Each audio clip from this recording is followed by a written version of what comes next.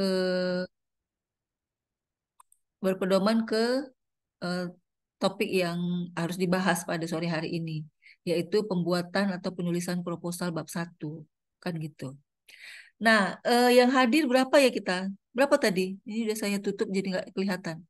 Jadi sangat disayangkan kalau nggak hadir. Nah, siapa ini kira-kira nanti yang penelitiannya kualitatif? Semua? Nggak juga. Nah, nggak apa-apa lah ya. Mungkin yang Tantri kira-kira kualitatif atau enggak? Ya, Oh, ini kualitatif. kualitatif, Bu. Kualitatif. Ya, baik, enggak apa-apa. Sambil dengar-dengaran ya, masukan-masukan dari saya. Nah, baiklah, kalau begitu, perlu enggak saya mengulang lagi apa itu penelitian kualitatif? Saya tanya aja mahasiswa. Mungkin dari yang pertama kan sudah dapat ya ilmu tentang penelitian kualitatif. Perlu saya ulang lagi atau gimana? Hah? Nggak ada suara. Perlulah Bu, Perlu. sambil Ya, mengingatkan. ya udahlah. Kalau perlu ya, jadi sedikit aja ya. Kita banyak diskusi aja. Mungkin ada yang mau melakukan penelitian kualitatif nanti. Nah, intinya penelitian kualitatif adalah penelitian, ya saya ambil aja dari sini ya. Ini Moleong ini terkenal dengan kualitatif ya. Moleong, Sugiono tuh kalau kualitatif sudah nggak asing lagi namanya. Ya kalau di penelitian kualitatif. Jadi kalau saya lihat, saya sambil apa juga ini eh, apa berbagi dari beberapa pendapat orang lain tentang penelitian kualitatif ya. Walaupun dari para ahli mungkin sudah dapat dari dosen sebelumnya ya. Jadi kalau kita mau menyelesaikan tugas akhir, oh ya ini untuk semua aja, untuk global ya, mahasiswa yang bergabung di sini supaya dihalu-halukan lah yang ber-16 itu supaya masuk kan gitu. Karena ada masukan ini kan gitu ya. Nah, jadi dalam menyelesaikan perkuliahan tentu tugas akhirnya ada. Oh ya, Dok. Bingungnya Eh, kenapa? masuk ke roomnya. Soalnya saya tadi juga salah room. Oh gitu, breakout roomnya ya. Ya, sebenarnya Ini kan harusnya grup ARS ya. ya ARS, Dokter. Harusnya sih nggak usah apa breakout room. Tapi saya tadi masuknya ke Chromecast. Mungkin teman-teman yang lain pada gitu kali, Dokter. Makanya agak Mungkin bisa lama. dihubungi di grupnya, grup WA-nya sambil Baik, menunggu. baik, Silakan Dokter. dihubungi teman-temannya. Ada berapa ARS? eh saya lupa, Dokter. Sepertinya antara 17 atau 17 18 orang, Dokter. 17 kalau nggak salah. Oke, silakan dihubungin teman-temannya. Ya, bentar ya, Dok. Ya.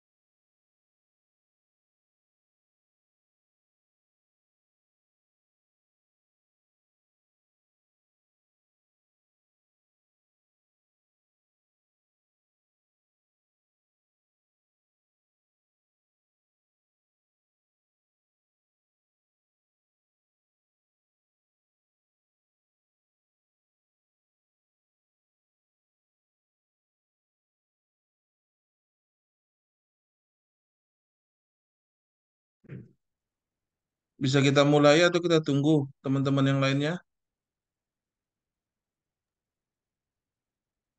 Izin dok, Ah, gimana ya? beberapa teman-teman di peminatan ARS ada yang izin sama ya dok. Ya, jadi kita mulai aja nih. Boleh dok? Ya, kita mulai ya. Assalamualaikum warahmatullahi wabarakatuh. Selamat sore Waalaikumsalam. Bapak Ibu semuanya. Ya, mohon maaf Waalaikumsalam. sebelumnya karena saya tadi harusnya jam setengah 4, tapi jadi masuk room itu sekitar 3:46 ya. Karena baru sampai di Jakarta. Baik, kita langsung aja.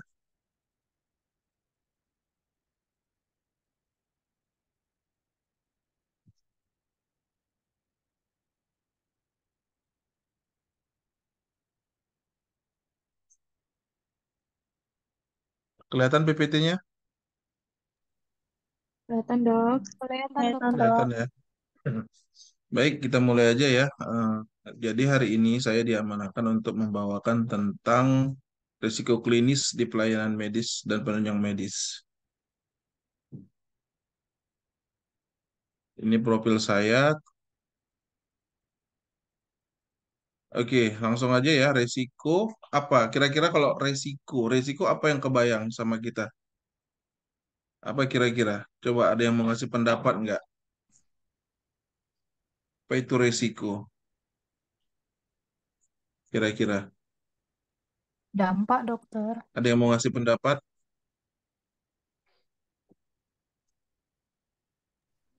Segala sesuatu yang mungkin terjadi dari suatu tindakan atau perbuatan.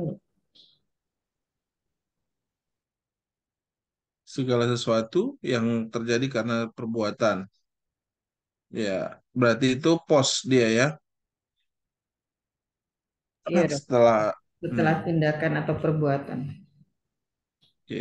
Ya, risiko itu adalah potensi yang terjadi menimbulkan kerugian dan dapat timbul akibat dari proses kegiatan yang saat sekarang atau kejadian yang masa yang akan datang. Artinya bukan kejadiannya itu mungkin akan datang, tetapi resikonya itu mulai kegiatannya itu mulai dari sekarang. Ya, itu secara umum resiko. Kemudian manajemen resiko. Manajemen resiko adalah proses pendekatan yang secara proaktif untuk mengidentifikasi, menilai, dan menyusun prioritas resiko dengan tujuan menghilangkan atau meminimalkan dampaknya. Ya, manajemen resiko. Tujuan dari manajemen resiko pada pelayanan kesehatan yang pertama adalah bagaimana meminimalkan kemungkinan kejadian yang memiliki konsekuensi negatif bagi konsumen atau pasien, bagi staf ataupun dan organisasi. Kemudian bagaimana meminimalkan risiko kematian, cedera, ataupun penyakit pada konsumen atau pasien, karyawan, orang lain sebagai akibat dari pelayanan yang diberikan. Kemudian tujuan yang lain adalah meningkatkan hasil asuhan pasien. Kemudian mengelola sumber daya secara efektif, kemudian mendukung kepatuhan terhadap regulasi, peraturan, dan memastikan kelangsungan dan pengembangan organisasi. Yang di Zoom ini siapa yang dari rumah sakit? Yang kerjanya di rumah sakit?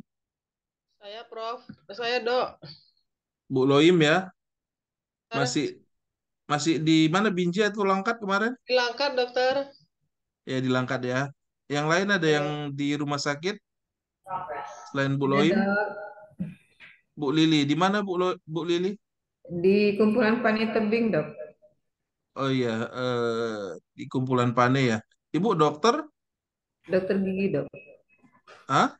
Dok, Penelitian itu kegiatan dilakukan untuk mendapatkan pemahaman baru yang lebih kompleks, lebih mendetail, dan lebih komprehensif dari satu hal yang akan kita teliti.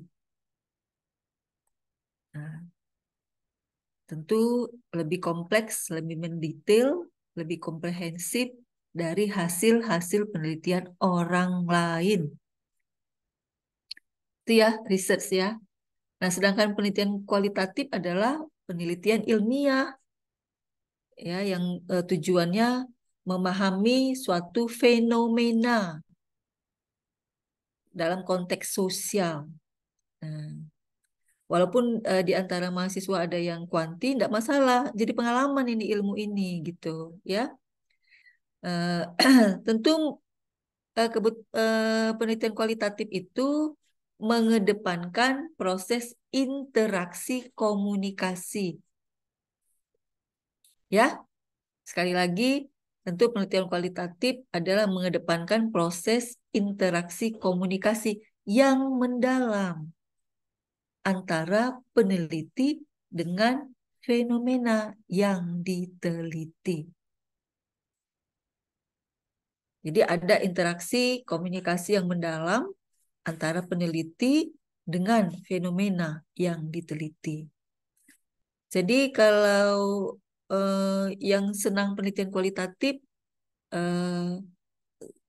apa ya, saya berikan apresiasi lah, ya karena penelitian kualitatif ini kan gampang-gampang susah ya.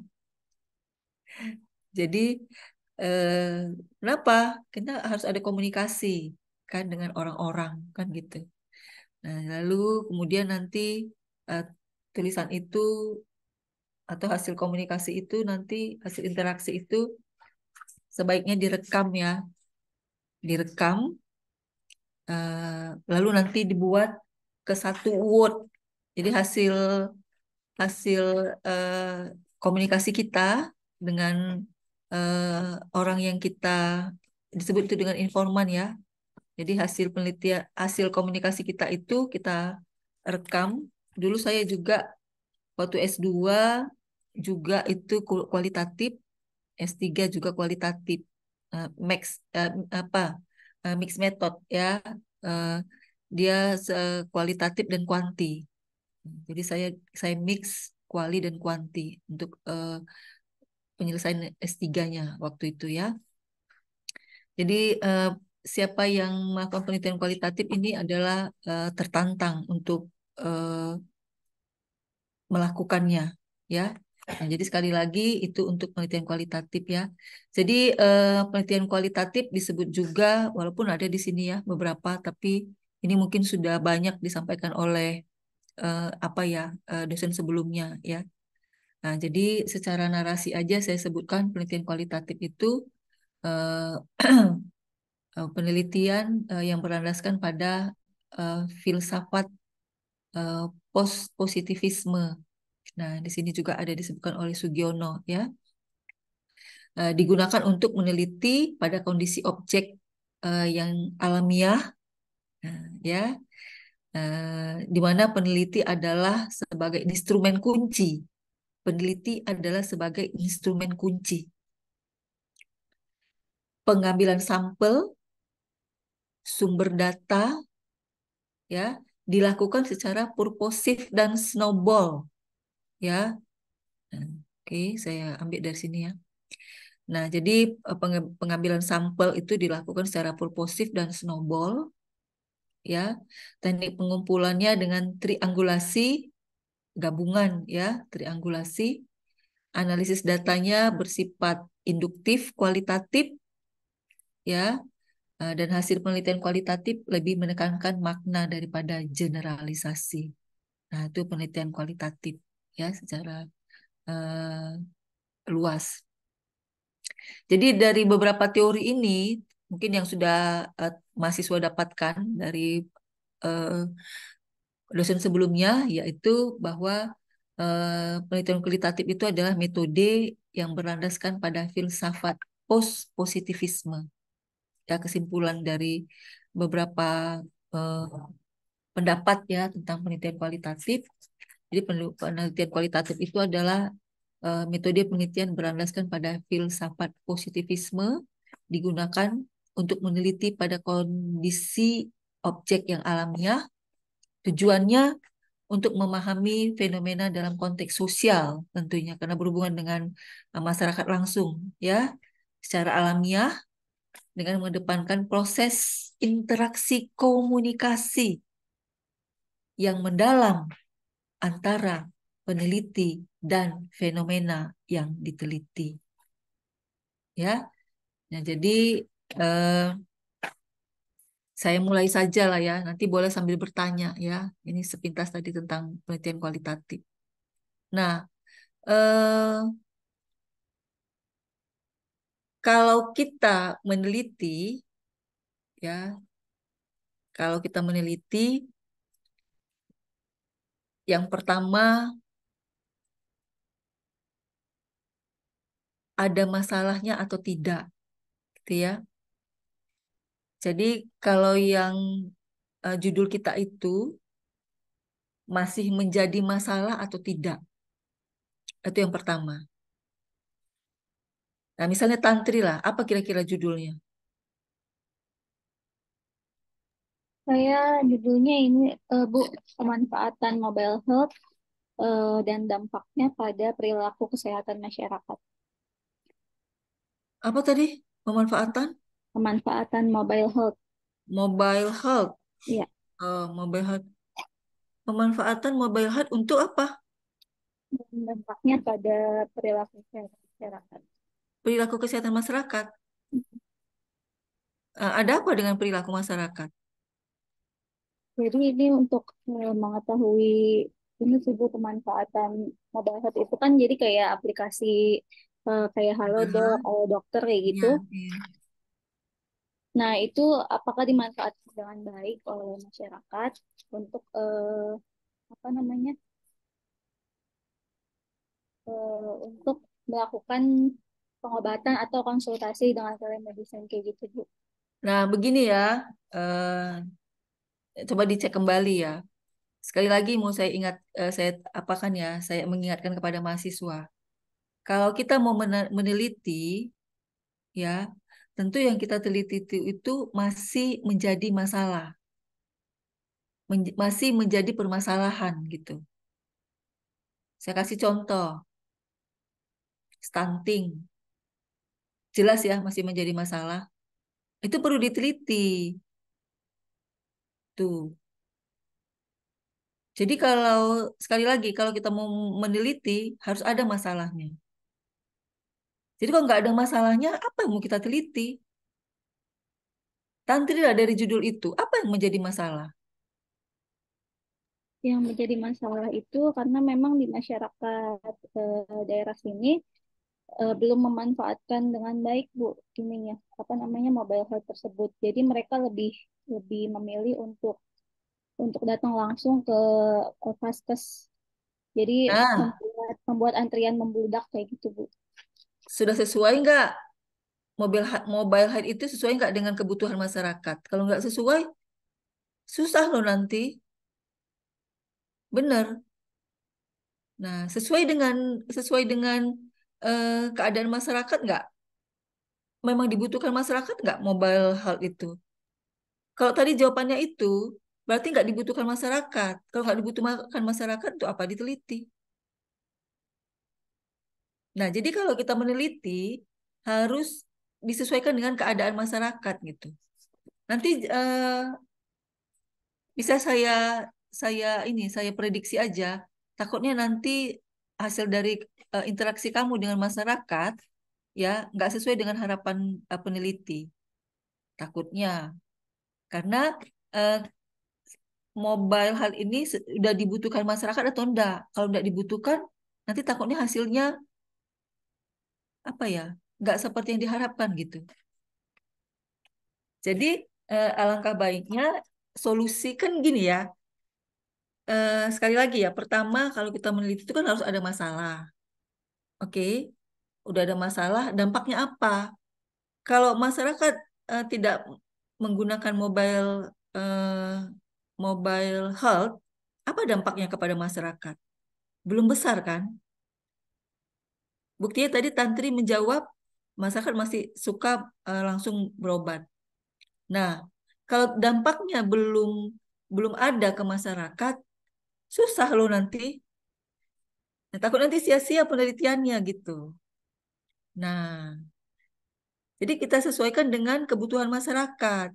Kalau mau kalau mobile health itu belum dibutuhkan masyarakat, nanti apa ya? Kasihan penelitinya nanti. Hasilnya nanti jadi apa gitu hasil penelitiannya. Jadi kita sesuaikan dengan kebutuhan masyarakat. Itu tadi jawaban dari Tantri udah jelas itu. Artinya masyarakat masih suka, ya itulah apa masyarakat sekarang. Dia masih lebih belum belum membutuhkan dengan mobile health gitu. Nah, jadi itu hati-hati, tapi itu saran saya aja ya. Mungkin nanti dengan mendalami mungkin bisa ada yang didapat ya. Itu saran saya ya. Jadi kalau kita meneliti itu harus ada masalah. Kenapa? Karena masalah itu yang mau kita berikan solusi kan gitu. Sebagai eh, pasca sarjana, tentu dengan masalah itu lalu Anda teliti, nanti kan ada hasilnya gitu ya. Nah, enggak apa-apa. Itu hanya saran saya saja ya. Nah, jadi sekali lagi ya, di pendahuluan itu ya, yang kita buat itu adalah tentu pertama harus ada masalah di bab 1. Nah, masalahnya contoh, saya sebut aja langsung yang stunting. Stunting kan masih menjadi masalah, maka layak dilakukan penelitian. Nah, solusinya apa yang mau dikerjakan? Saya serahkan kepada peneliti kan gitu ya. Nah, jadi yang pertama yang saya tekankan untuk membuat bab 1 harus ada masalah. Saya kasih contoh tadi stunting, itu masalahnya. Baru cerita stunting lah kan. Cerita stunting, sedikit 1-2 paragraf, ya. Lalu ketika sudah ada masalah, tentu kita bisa melihatnya lewat data yang ada. Terstandar mungkin karena memang harus seperti itu. Harus seperti itu karena kita kan pasti berhubungan dengan nyawa dan sekarang bukan hanya nyawa yang kita berhubungan tapi kita berhubungan dengan orang lain baik dari segi sosial dan sebagainya dan hukum juga dan sebagainya dan banyak hal lah yang berhubungan dengan rumah sakit ini yang sangat penting. Jadi apa saja yang bisa terjadi itu harus kita pikirkan, harus diidentifikasi. Kemudian bagaimana bisa terjadi? Kemudian mengapa itu bisa terjadi? Kapan itu bisa terjadi? Mungkin ada yang bocor ya suaranya ya. Kemudian untuk siapa itu bisa terjadi? Di mana itu bisa terjadi? Seperti itu ya asesmennya ya. Kemudian analisis resiko. Apa kemungkinan atau frekuensi sesuatu terjadi? Apa konsekuensinya? Apa dampaknya? Dampaknya biasa aja kah? Ya, nggak ada dampak atau ada moderat, sedang atau sangat berdampak ekstrim.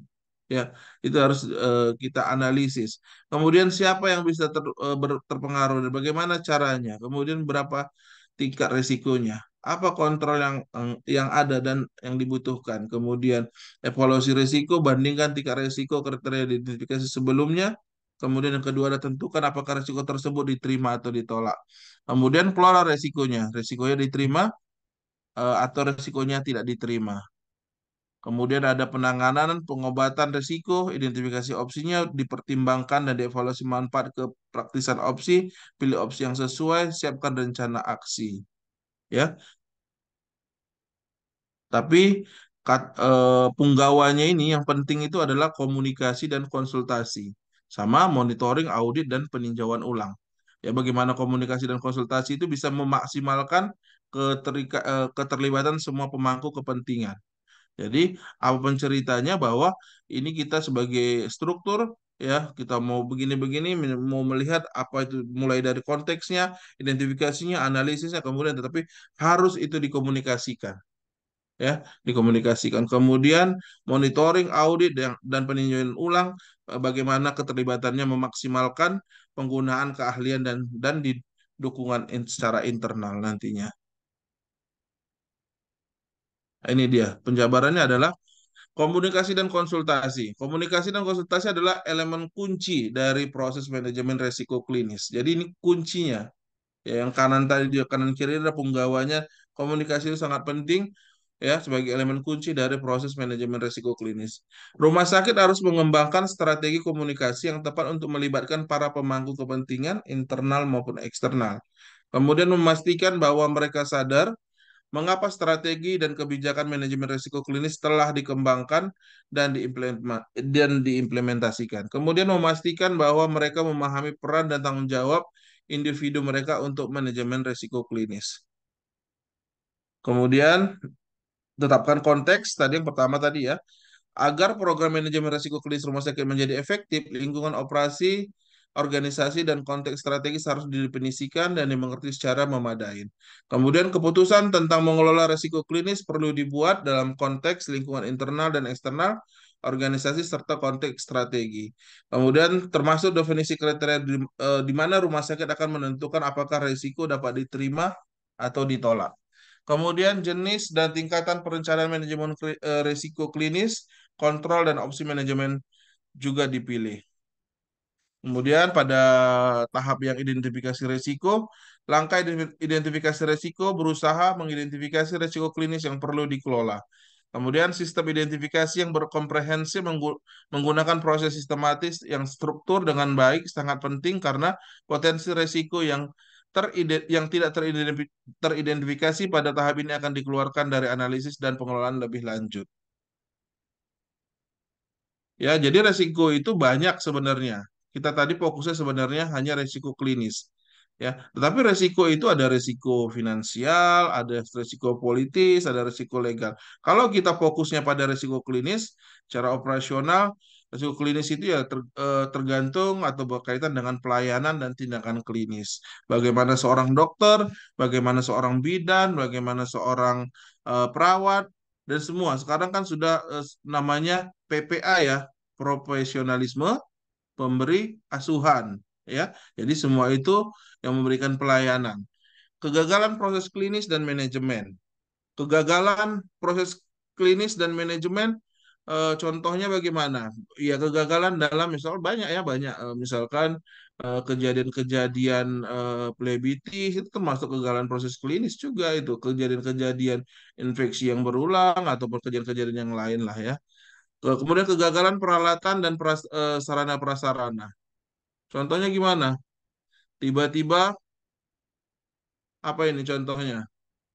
Banyak ya peralatan dan prasarana terutama di tempat-tempat yang lebih urgen atau di tempat-tempat yang penting vital seperti kamar operasi itu harus hati-hati ya. Bisa makan banyak kasus yang tertinggal tertinggal apa namanya kasa yang tertinggal yang dan sebagainya banyak ini ya dalam peralatan dan prasarana. Kemudian peraturan kebijakan terstandar, manajemen tenaga kerja, dan pelatihan dan edukasi. Nanti ke depannya satu hal yang mungkin Bapak Ibu juga sudah dengar ataupun tahu ya, tapi saya sekedar sharing aja bahwa ke depannya nanti kita kan memang OP, organisasi profesi itu kan sudah dihilangkan gitu. Bukan dihilangkan sebenarnya, tetapi memang gaungnya tidak seperti dulu. Kalau mau dibentuk OP silahkan, tetapi OP tidak menjadi penentu apa namanya STR, bukan STR apa izin praktek kita dan sebagainya. Dan dulu kalau kita cerita tentang pengembangan kompetensi, pelatihan dan sebagainya itu harus dari OP. Ya kalau yang perawat itu dari PPNI, kalau dokter dia dari ID, kalau dia bidan dari IB gitu seperti itu.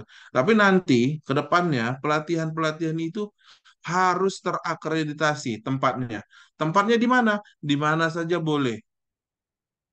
Coba lihatkan HP saya tuh, coba siapa yang tahu?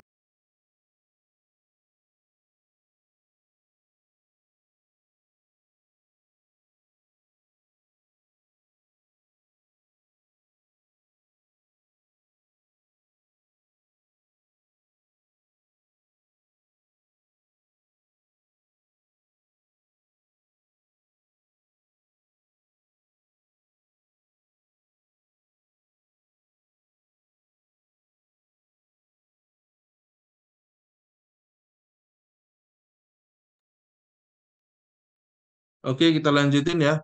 Sampai mana tadi? Lupa saya. Ada telepon soalnya. Sampai mana tadi ya? Oh, pelatihan ya, pelatihan. Eh, ya, mudah-mudahan yang saya sampaikan ini ada yang masuk juga lah ya. Nanti saya cerita sendiri supaya nggak ada yang masuk. pelatihan tadi, pelatihan bahwa nanti dikelola oleh Kemenkes.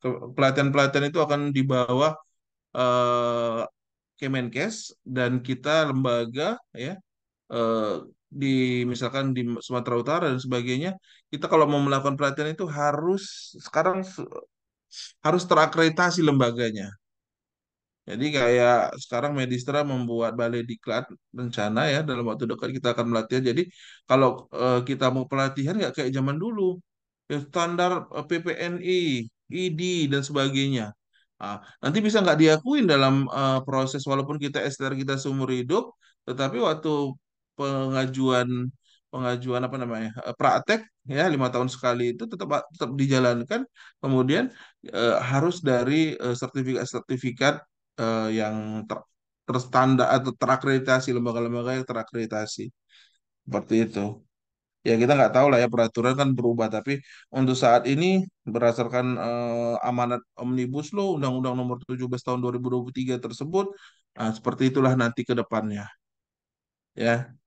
Jadi kita memang juga harus adaptif, harus adaptable mengikuti perkembangan zaman. Karena kita ini kan hanya apalah ya nggak bisa apa-apa kita kan jadi kita melihat itu ya kita ikutin kalaupun harus melawan atau sebagainya kalau misalkan di sini Bapak Ibu ada yang pengurus PPNI, ID, IB ah itu ya mohon maaf ya kan kita pun nggak bisa apa-apa seperti itu itulah peraturannya ya jadi kita bukan berdasarkan itu lagi berdasarkan lembaga yang terakreditasi ya melalui pelataran sehat namanya.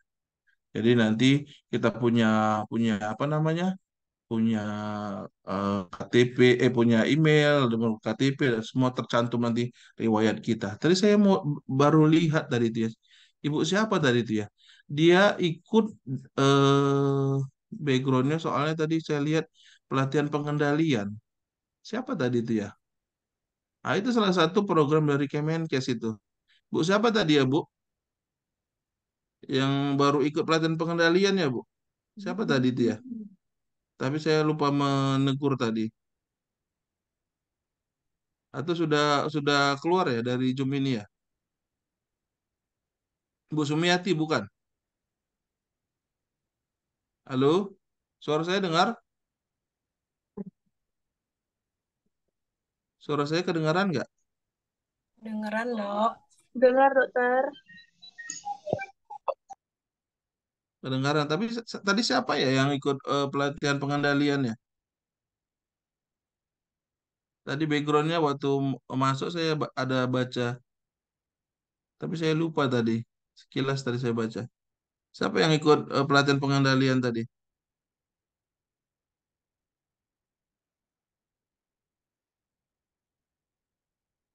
Oke, kita lanjutin aja lah ya.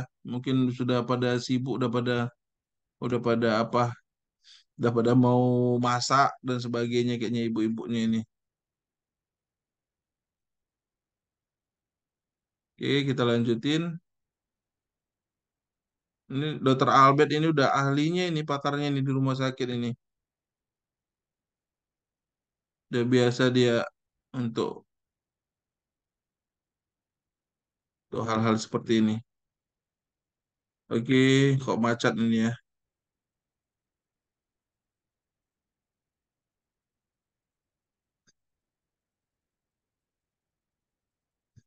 Oke, ini adalah manajemen resiko rumah sakit. Kategorinya ya ada resiko pasien, resiko dari staf medis, kemudian karyawan, sarana prasarana, resiko terhadap keuangan dan sebagainya. Ini ya, resiko pasien, resiko terkait asuhan pasien, ya kategori risiko di rumah sakit, risiko terkait asuhan pasien, risiko terkait staf medis dan sebagainya. Tadi sudah saya jelaskan. Kemudian analisis risiko memisahkan risiko klinis yang kecil yang dapat diterima dan risiko klinis sebesar yang tidak dapat diterima. Kemudian menyediakan data untuk membantu dalam evaluasi dan pengelolaan risiko klinis. Kemudian analisis risiko klinis melibatkan pertimbangan sumber-sumber risiko klinis, konsekuensi dan memungkinkan konsekuensi tersebut dapat terjadi. Kemudian faktor-faktor yang mempengaruhi konsekuensi, dampak, dan probabilitas kemungkinan juga dapat diidentifikasi. Kemudian tingkat risiko adalah konsekuensi ataupun dampak dikali dengan probabilitas ataupun frekuensinya. Risiko klinis dianalisis dengan menggabungkan perkiraan dampak dan probabilitas dalam konteks tindakan dan pengelolaannya. Ini contohnya, ini gradingnya, grading matriks untuk grading risiko, ya. Probabilitas ataupun dampak yang di kolom yang pertama, ya. Kemudian kita lihat apakah itu signifikan, ya. Kalau misalkan probabilitasnya itu misalkan sangat jarang, ya, ataupun sangat sering terjadi, sorry, sangat sering terjadi, bisa tiap bulan, tiap minggu, kemudian tidak signifikan, itu moderat. Kalau ke bawah itu semakin jarang, ya, sangat jarang, lebih tahun 5 tahun sekali kita kualifikasi nilainya 1. Kemudian kita tidak signifikan, yaitu artinya rendah, gitu dan sebagainya. Kalau yang rendah itu warnanya biru, kalau yang hijau itu moderat, tinggi itu kuning, kemudian ekstrim itu warna merah. Ini juga udah biasa, ya, udah biasa kalau yang sering ikut pelatihan rumah sakit mungkin sudah paham, ataupun yang di rumah sakit sudah sangat familiar terhadap ini. Saya hanya mengulang-ulang saja ini. Ini adalah materi grading resiko, ya. Jadi bagaimana kita bisa mengklasifikasikannya atau menggrading resiko tersebut, ya. Kalau dia warna biru, hasilnya tadi misalkan dia jarang terjadi, misalnya 2 sampai 5 tahun sekali, itu kan nilainya 2. Kemudian tidak signifikan ataupun minor, itu kan rendah, warnanya biru, berarti artinya dapat dikelola dengan prosedur atau bisa diterima risiko tersebut. Kalau warnanya kalau warnanya hijau, itu manajer klinik atau DPJP harus menilai konsekuensi terhadap biaya penanganan risiko. Kalau warnanya yang kuning, kuning tadi itu tinggi, ya. Kalau yang hijau moderat, itu review terperinci dan penanganan mendesak harus dilakukan oleh manajemen senior. Kemudian kalau yang ekstrim, yang warna merah, diperlukan review dan tindakan langsung di tingkat dewan, direktur harus diberitahu seperti itu. Ini harus dilaporkan. Sebenarnya dari yang hijau udah harus diwanti-wanti, karena yang hijau juga moderat, ya. Jadi bisa aja nanti jadi kuning ataupun sampai ke merah seperti itu. Tapi kalau yang merah ini memang harus ada action yang langsung, direktur turun tangan seperti itu. Ya, level satu itu misalkan ini hampir tidak mungkin, ya. Tidak mungkin terjadi. Kalau yang level 2 ataupun low itu jarang terjadi tapi bukan tidak mungkin terjadi. Seperti kata saya tadi, ya. Jarang tapi ya bukan tidak mungkin, bisa jadi merah juga, sangat mungkin. Kemudian yang medium, ya, itu sangat mungkin. Yang kuning itu kalau tadi tinggi tapi mediumnya mungkin, sangat mungkin, dan mungkin bisa terjadi. Kemudian kalau yang high, ya, ini sangat mungkin. Kemudian yang ekstremin yang warna merah yang 5 ini very high, bisa dipastikan bahwa akan terjadi. 81 sampai 100% akan terjadi. Artinya probabilitasnya itu sangat tinggi, ya. 81 sampai 100%. Kalau tadi kita kasih nilai udah nilai A, memang dia 80% udah mungkin, hampir pasti akan terjadi. Tapi tidak tidak juga harus apa namanya, yang warna hijau tadi pun tidak, jangan juga disepelekan karena mungkin juga akan terjadi. Oke, ini skor dampak 1, 2, 3 sampai 5. Kemudian kita misalkan lihat cedera pasien, ya kalau dia tidak signifikan, nah itu tidak tidak ada cedera. Kalau misalkan minor, itu dapat diatasi dengan pertolongan pertama.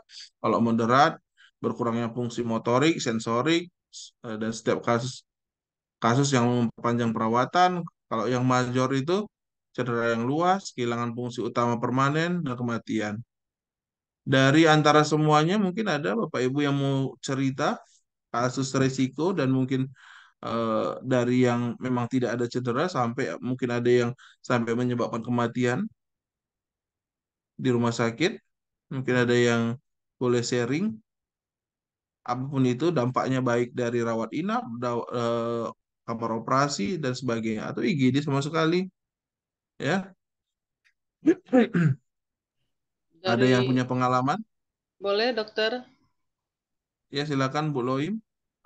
Kalau bercerita tentang manajemen risiko, ini kan semua ada di bawah PMKP, Dok, peningkatan mutu keselamatan pasien, ada PPI, manajemen risiko, ada MFK, kemudian sasaran keselamatan pasien dan lain sebagainya. Jadi kalau khusus untuk yang mau kita sharing, mau saya sharing ini tentang PPI, dokter. Bagaimana caranya bahwa ternyata selama ini yang kita pikirkan pada saat dulu mungkin di perkuliahan, tindakan keperawatan yang kita lakukan, kemudian bisa jadi juga tindakan-tindakan kedokteran itu ada sudah jelas SPO-nya atau SOP-nya. Tapi ternyata setelah kita tahu PPI, karena kan fokusnya semua yang namanya risiko ini kan ke pasien safety, Dok. Jadi menurut saya nggak bisa lepas yang satu komponen atau satu bagian dengan bagian yang lain yang ada di bawah komite mutu ini. Jadi ternyata ada yang kami sebut di PPI itu bundles. Bundles itu dulunya kami kan nggak tahu, kita nggak tahu bahwa oke, cara memberikan injeksi intramuskuler atau intravena atau pemasangan IV lain itu dari zaman Bahola itu sudah ada SPO-nya. Tapi ternyata setelah tahu PPI terkait terhadap pasien safety, ternyata kita harus ada bundles-nya. Nah, itu tadi mulai dari kewaspadaan standar kita harus hand hygiene, kita harus pemakaian APD yang rasional, kemudian ada juga mungkin penambahan fasilitas bahwa yang paling sederhananya kalau untuk penutup atau fiksasi daripada bekas insersi atau tusukan bila memberikan IV line atau pemasangan infus itu harus perbannya atau plesternya yang bening supaya lebih cepat terdeteksi adanya plebitis dan lain sebagainya. Jadi mungkin dulu ya saya juga harus jujur, Dok, dulu juga ada pengalaman pasien itu kalau enggak tangannya bengkak betul, bahwa bekas impusnya itu sudah betul-betul merembes, kadang kita nggak sadar dan nggak tahu gitu. Sementara itu udah jelas-jelas membuat cedera. Itu sebenarnya kan udah cedera, Dok. Artinya fungsinya itu akan punya proses untuk kembali ke fungsi semula. Dia bengkak, kemudian susah menggerakkannya, ada rasa sakit, bahkan tanda-tanda plebitis sudah jelas, ada dolor, kalor, rubor dan lain sebagainya. Jadi kalau sekarang itu terkait pasien safety itu sangat bagus ya, Dok, walaupun ada beberapa masih kendala di lapangan bahwa kelihatannya untuk mensinkronkan semua ini betul-betul program ini berjalan butuh biaya besar. Tapi kalau seandainya kita lihat lagi flashback ke belakang, lebih besar lagi biaya yang akan timbul apabila kita ini abaikan kan gitu. Cuma ya pengalaman juga dokter bahwa sampai sekarang di rumah sakit kecil seperti tempat saya itu masih agak sulit pendekatan yang maksimal untuk menegakkan bahwa ini untuk kepentingan rumah sakit loh, kepentingan kita bersama. Walaupun katanya ini fokusnya adalah pasien safety, tapi dampaknya ini kan untuk semuanya gitu. Seperti PPI yang kami sikapi bahwa bisa meningkatkan hari rawatan, loss menjadi tinggi, kemudian terjadi kerugian-kerugian moral dan material, kemudian bisa image rumah sakit juga jadi buruk dan lain sebagainya. Mungkin kalau dokter yang sudah berpengalaman, ya gimana ya triknya ya, Dok, supaya jangan sampai terjadi KTD, jangan sampai terjadi dampak yang betul-betul merugikan masyarakat secara langsung, supaya benar-benar duduk ini namanya peningkatan mutu keselamatan pasien, di mana di bawahnya itu ada PPI manajemen risiko, MFK sasaran keselamatan pasien dan lain sebagainya, yang mungkin ruang lingkupnya itu akan juga nanti terdampak kepada bagian-bagian lain.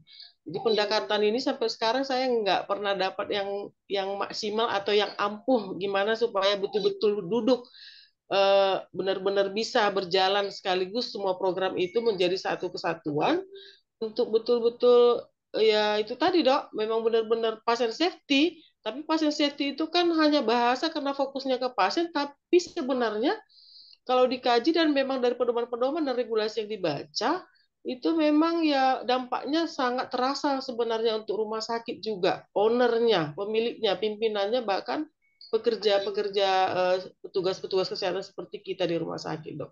Sampai sekarang masih ada kendala untuk itu, untuk melihat itu bahwa gimana ya supaya bisa benar-benar pas gitu, karena melihat mereka itu masih apa ya dok, masih pola pikirnya itu ini biayanya besar.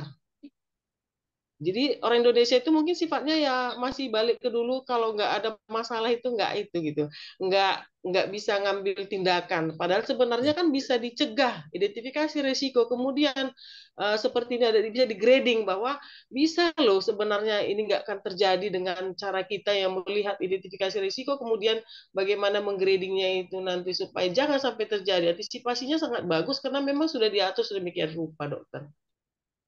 Saya rasa itu aja dok. Mohon sharing Iya. dokter ya gimana pendekatan saya ke direktur saya. Kan dokter waktu jadi direktur itu gimana ya? Harusnya gimana anggotanya itu, bawahannya itu apa sih sebenarnya disampaikan untuk lebih meyakinkan? Oh ya, sepertinya saya setuju. Gimana? Oke, Bu, sebelumnya saya mau nanya dulu, yang punya dokter kah?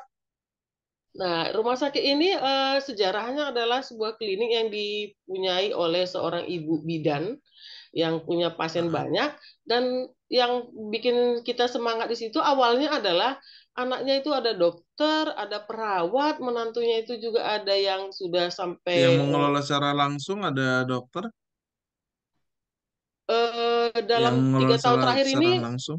mengelola langsung. Untuk 3 tahun terakhir ini sedang pendidikan orangnya dokter. Jadi mungkin tahun depan sudah bisa lagi kembali.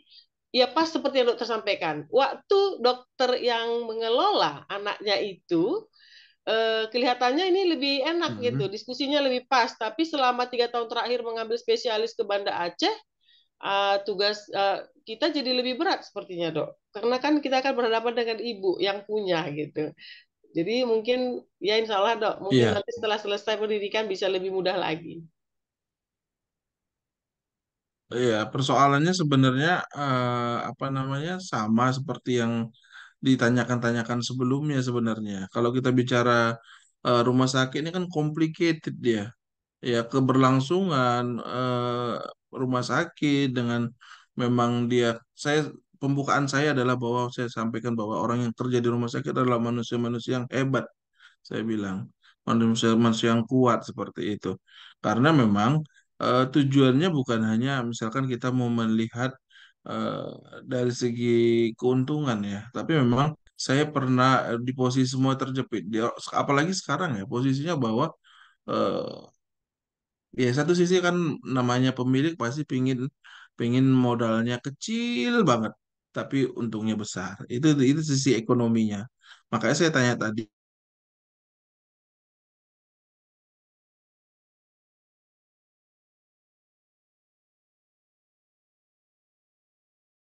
tinggi, bukan dokter, dia akan mengukurnya. Ah bisa kok pakai ini dan seterusnya seperti itu. Jadi sisi ekonominya itu akan yang selalu dilihat seperti itu. Ya, jadi tadi sebenarnya kan di awal sudah saya sebutkan bahwa tujuan dari manajemen risiko adalah ini, ya. Kemudian dan harus dipastikan bahwa ini semua mendukung kepatuhan terhadap regulasi dan peraturan dan memastikan kelangsungan pengembangan organisasi. Organisasi yang ada di sini adalah organisasi rumah sakit seperti itu.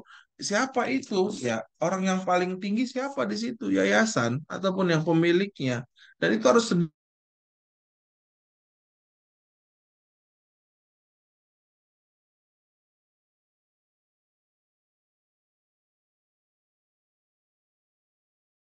kan banyak sekarang. Dan saya pastikan bahwa eh, ini bedanya S1 dengan S2 ya. Kalau S1 S2 itu kan sudah punya S1 yang sekarang kuliah S2 kan sudah punya pengalaman kayak Bu Loim apa segala macam. Ah, itu perlu juga lah kita sampaikan bahwa oh ayo kalau nggak kuliah seperti itu kan. Jadi terbuka seperti itu cakrawalanya. Apalagi kalau dia udah spesialis ya, kalau spesialis mungkin dari sisi manajemen bukan ya, enggak ya, tapi kalau mungkin dia tahu bahwa rumah sakit itu seperti ini. Karena kan walaupun dia jadi dokter spesialis, tapi dia kan selalu berhubungan dengan dengan yang namanya dengan manajemen seperti itu. Jadi kalau kayak mana caranya, saya pun bingung harus diurai dulu ini modelnya bagaimana pemiliknya dan sebagainya. Tapi kalau kesulitan itu akan lebih sulit kalau ketika dia tidak paham atau tidak mau paham dan dia bukan orang rumah sakit, bukan dokter ataupun yang paham tentang rumah sakit, tapi disuruh mengelola rumah sakit itu akan rumit. Tapi beda ketika memang dia pemilik tapi dia dokter, sisi keuntungan pasti dia pikirkan, tetapi mungkin sisi-sisi yang lain bagaimana mutu dia akan pikirkan juga sesuai dengan apa namanya? Sesuai dengan akreditasi, kemudian memang itu tujuannya adalah peningkatan mutu gitu, bukan peningkatan kualitas, selain hanya mencari keuntungan untuk pengembangan rumah sakit. Seperti itu ya Bu ya. Jadi kalau mau diurai, banyak yang bisa nanti kita urai. Oke, saya lanjutkan ya Bu. Gitulah mungkin jawaban dari saya. Tapi nanti untuk yang lebih jelasnya, untuk hari ini kita kan bicara tentang resiko ya. Hari ini kita tentang risiko, nanti yang untuk minggu depan ya itu baru keselamatan pasien dan pasien safety. Jadi nanti pertanyaan Ibu juga akan terkait terhadap keselamatan pasien dan pasien safety tadinya. Itu untuk selanjutnya. Kalau yang hari ini kita belajar tentang risiko klinis ya, risiko klinis, manajemen risiko klinis. Gitu ya Bu.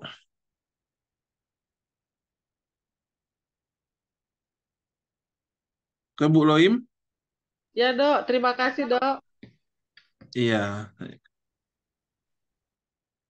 Sorry. Jadi tadi sampai mana? Sampai sini ya. Oke, jadi hari ini kita belajar tentang risiko klinis. Nanti minggu depan atau kapan nanti ada waktunya 2 minggu lagi, saya masuk tentang keselamatan pasien dan pasien safety, ya, atau pasien safety, keselamatan pasien. Nah, ini nanti PMKP yang Ibu sampaikan tadi. Ya, semua itu terkait lah. Mana ada nggak terkait antara PPI, PMKP, semuanya terkait. Kemudian evaluasi resiko. Evaluasi resiko melibatkan pembandingan tiga resiko yang ditemukan selama proses analisis dengan kriteria resiko yang ditetapkan sebelumnya. Output dari evaluasi resiko klinis adalah daftar prioritas risiko untuk tindakan lebih lanjut, kemudian keputusan untuk menerima resiko dan pengelolaannya berdasarkan pertimbangan klinis, operasional, teknis, kemanusiaan, kebijakan, tujuan, sasaran, kepentingan stakeholder, keuangan, hukum, dan sosial. Ya, jadi keputusan itu harus mempertimbangkan banyak hal, ya, secara klinis, operasional, teknis, kemanusiaan, kebijakan, tujuan, sasaran, kepentingan stakeholder, keuangan, hukum, dan sosial. Ya, jadi harus dipertimbangkan. Udah kita dapat hasilnya, kita evaluasi, oh ini ada masalah, kita terima dan sebagainya. Tapi kita harus mempertimbangkan ya semua hal tadi nih, kriteria klinis kah, operasional kah, kemanusiaannya, kebijakannya, tujuan, kepentingan stakeholder, keuangan dan sebagainya. Kemudian pengelolaan risiko. Pengelolaan risiko yang pertama adalah penanggulangan risiko. Penanggulangan risiko itu tidak terlibat dalam suatu risiko. Kemudian pengurangan risiko yaitu dengan penerapan selektif teknik dan prinsip manajemen yang tepat. Kalau contoh dari pengelolaan risiko, transfer risiko itu pergeseran tanggung jawab ataupun beban untuk kerugian kepada pihak lain, bisa dari undang-undang, peraturan dan sebagainya, atau asuransi atau cara yang lain untuk mentransfer resikonya. Kemudian retensi resiko, penahanan yang disengaja atau tidak sengaja atas tanggung jawab atas kehilangan atau beban keuangan misalnya.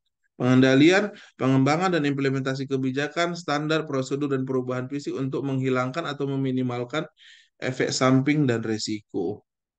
Ini pengelolaan resikonya. Ini ringkasan bagaimana penanganan atau penanggulangan resiko, ya. Pertama adalah mengidentifikasi dan mengevaluasi pilihan penanggulangan resiko atau pengobatan resiko, menghindari, mengurangi, menerima, transfer, retain, kontrol, kemudian analisis manfaatnya, biayanya pada pengobatan yang direkomendasikan, pilihan pengobatan yang tepat, siapkan rencana pengobatan, tentukan resiko residual. Resiko residual itu resiko sisa ya.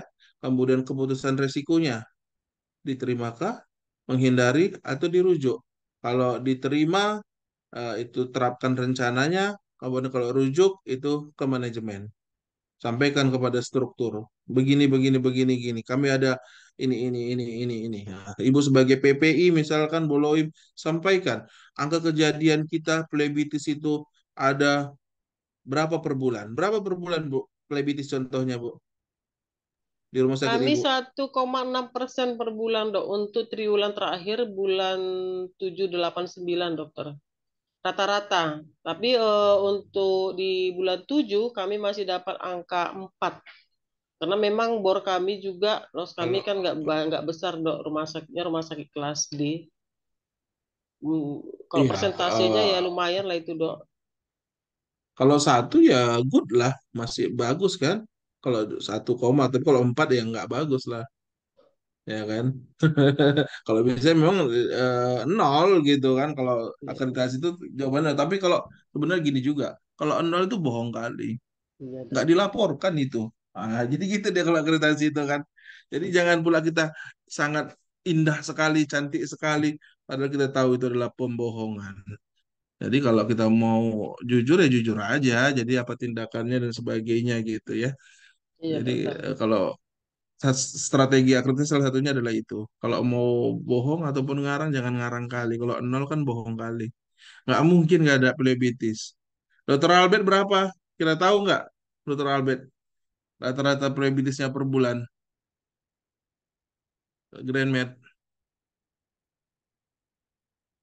Mana Dokter Albert ini? Lagi meeting dia kayaknya ini.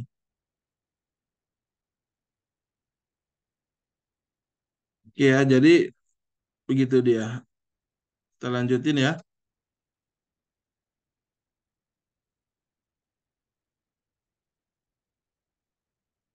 Kemudian buat risk register. Risk register bagian dari proses pencatatan bagaimana rumah sakit akan mengelola risiko di area kerja. Setiap risiko yang diidentifikasi harus dicatat dalam daftar yang dirangkum deskripsi risiko, penyebab dan dampaknya. Kontrol yang ada untuk risiko, penilaian dampak dan probabilitas risiko yang terjadi dengan kontrol yang ada. Peringkat risiko itu bisa rendah, menengah, tinggi atau sangat tinggi dan prioritas keseluruhan risiko. Risk register, rumah sakit harus punya standar yang berisi program risk assessment tahunan atau risk register. Risk register adalah risiko yang teridentifikasi dalam 1 tahun, informasi insiden keselamatan pasien, komplain, investigasi eksternal internal, external assessment, akreditasi, informasi potensial risiko maupun risiko aktual, bisa menggunakan RCA dan sebagainya. Udah ada ini Bu di rumah sakit, risk registernya, sudah ya. Ini Sudah hanya ada, contoh dokter. saja, sudah. Ibu Asnijar, bagian apa di Iya, rumah dokter. sakit? Saya Bagian megang apa? PMKP, dokter. PMKP. Masya Iya, dokter. Allah, PMKP udah. Ya makanya kalau udah S2 ini, kita bukan mengajar sebenarnya. Jadi kalau saya cuap-cuap gini, sharing aja. Jadi pengalaman-pengalaman yang ada, apalagi saya sudah setahun lebih nggak di rumah sakit. Ya, karena COVID itu saya juga berhenti sejenak lah. Terakhirnya memang jadi di aku aja lah, jadi dosen aja. Oke. Nah, inilah dia. Situasi saat ini kalau misalkan Bapak Ibu di rumah sakit mengalami pajal-pajal seperti ini, ada laporan kronologis, ada morning report, ada audit medis, ada komplain pasien, ada rapat aja setiap hari. Ya, jadi orang rumah sakit itu memang luar biasa. Jadi ya diharapkan bagaimana Bapak Ibu bisa memanajemen risiko tersebut, menghubungkan pajal-pajal tersebut sehingga rencana strategis manajemen risiko itu terintegrasi dan bisa eh, di apa namanya ditanggulangi dan bisa bisa bisa menjadi lebih baik ke depannya. Ya, kita nggak mau adanya risiko, tetapi itu bisa di manajemen kok, bisa dilakukan manajemen ataupun kita hindari bisa. Ya, jadi pajal-pajal itu misalkan kalau memang sekarang ini masih punya banyak masalah. Nah, itu juga kita harus membuat pajal-pajal dan hubungkan pajal-pajal itu menjadi sesuatu yang indah seperti ini ya. Jadi identifikasi risiko, analisis risiko, evaluasi penata laksanaan risiko, evaluasi risiko itulah manajemen risiko yang terintegrasi seperti itu. Ya, it doesn't matter how slowly you go as long as you don't stop. Ini selalu saya sampaikan ya setiap saya uh, uh, closing pastilah deh nggak salah, walaupun kamu lambat nggak ada masalah asalkan kamu tidak pernah berhenti. Jadi jangan sampai berhenti, teruslah berbuat kebaikan, teruslah tularkan kebaikan itu kepada semuanya, pada teman-teman, pasien dan sebagainya. Mudah-mudahan apa yang kita lakukan, Bapak Ibu yang lakukan di rumah sakit tentunya menjadi amal ibadah dan bisa menjadi apa namanya pertimbangan nanti di akhirat kelak untuk Bapak Ibu semuanya. Oke, Amin. mungkin itu yang bisa saya sampaikan. Mohon maaf apabila ada salah-salah kata. Sampai ketemu di lain kesempatan. Tapi kalau ada yang ingin sharing pengalaman dan sebagainya, karena saya tahu bahwa yang di sini ini pasti sudah punya pengalaman dengan masing-masing backgroundnya lah seperti itu. Oke, itu aja yang bisa saya sampaikan. Terima kasih. Terima kasih dokter. Assalamualaikum warahmatullahi wabarakatuh. Terima kasih Waalaikumsalam dokter. warahmatullahi warahmatullahi wabarakatuh. wabarakatuh. Warahmatullahi wabarakatuh. Makasih dok. Oke, ada yang mau disampaikan atau udah mau masak aja? Jam masak ya kan? Tapi Dokter Albert kayaknya nggak mungkin masak dia. Dia mungkinnya rapat ini. Mana suara Dokter Albert ini?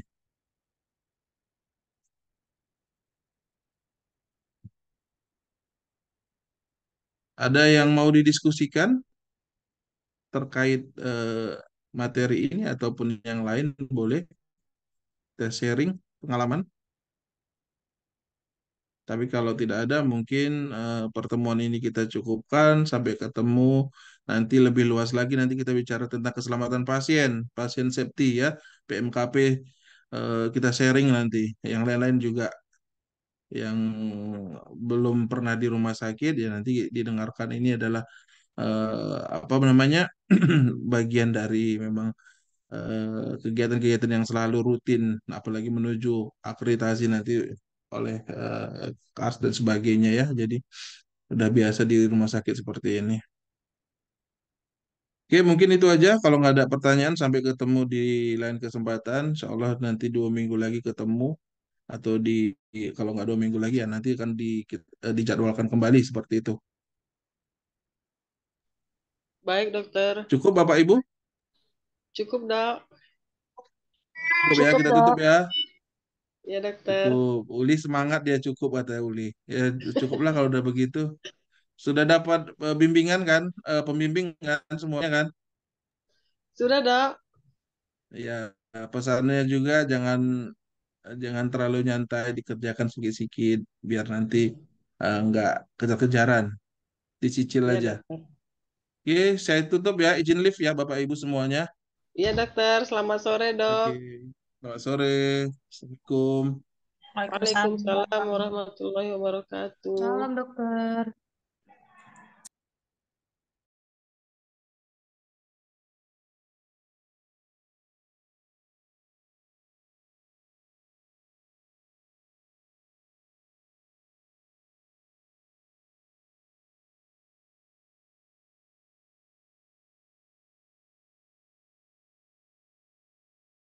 Itulah pengendalian